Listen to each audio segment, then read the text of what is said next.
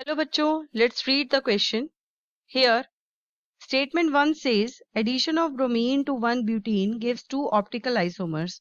Statement 2 says the product contains 1 asymmetric carbon.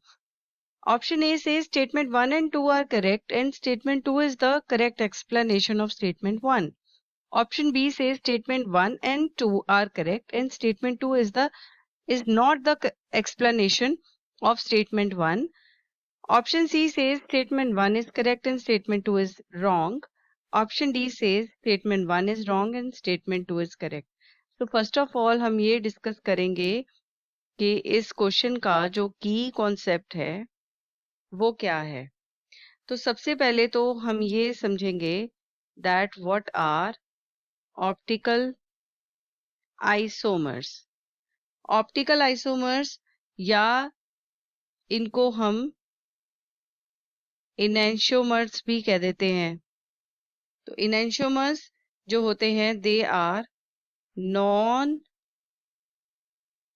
Super imposable images of each other, mirror images of each other. और यहाँ पर हमें asymmetric carbon के बारे में भी बोला गया है. तो एसिमेट्रिक कार्बन को हम कायरल कार्बन भी बोलते हैं, यानी कि वो carbon that is attached to 4 different groups leading to the possibility of optical isomerism, जो optical isomerism करते हैं. तो that carbon is the asymmetric or we can say chiral carbon. Now I will explain the answer.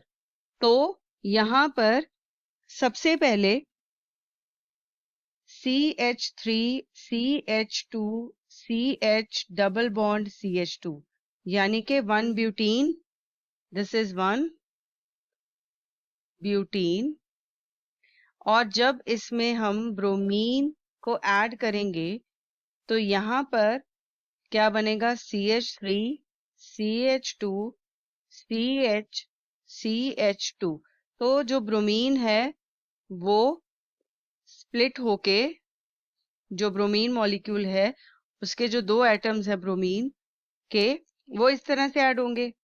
तो अगर हम इसके optical isomers देखें तो किस तरह से होगा. इसके ऑप्टिकल आइसोमर्स जो हैं वो बनेंगे, एक तो यहाँ पर एक कार्बन, यहाँ पर Br, यहाँ पर H, यहाँ पर CH2Br और यहाँ पर CH2, यहाँ पर CH3. तो यानी कि यहाँ पर एक जो कार्बन है this is the asymmetric carbon.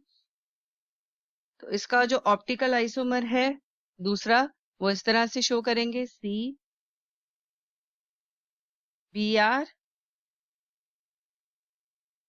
CH2Br H. यहाँ पर Br नहीं है, यहाँ पर CH3 होगा CH3 और यहाँ पर क्या होगा CH2Br. तो ये क्या है ऑप्टिकल आइसोमर्स हैं. तो दैट मीन्स अगर हम देखें यहां से देखें तो ये जो कार्बन है ये क्या होगी ए सिमेट्रिक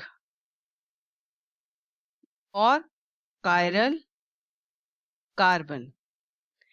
तो यहां पर अगर हम देखें तो नंबर ऑफ ऑप्टिकल आइसोमर्स निकालने का जो फॉर्मूला होता है दैट इज 2n. तो यहां पर जो n है ये क्या है नंबर ऑफ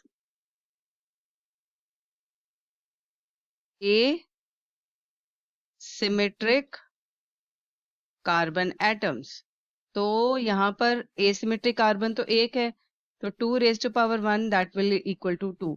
तो यानी कि हमारे पास दो जो हैं इसके ऑप्टिकल आइसोमर्स बन रहे हैं। तो अगर हम स्टेटमेंट्स में देखें, ऑप्शंस में देखें, तो ऑप्शन जो है A will be the correct answer, that is statement 1 and 2 are correct and statement 2 is the correct explanation of statement 1. I hope you have understood this answer very well. Thanks for watching.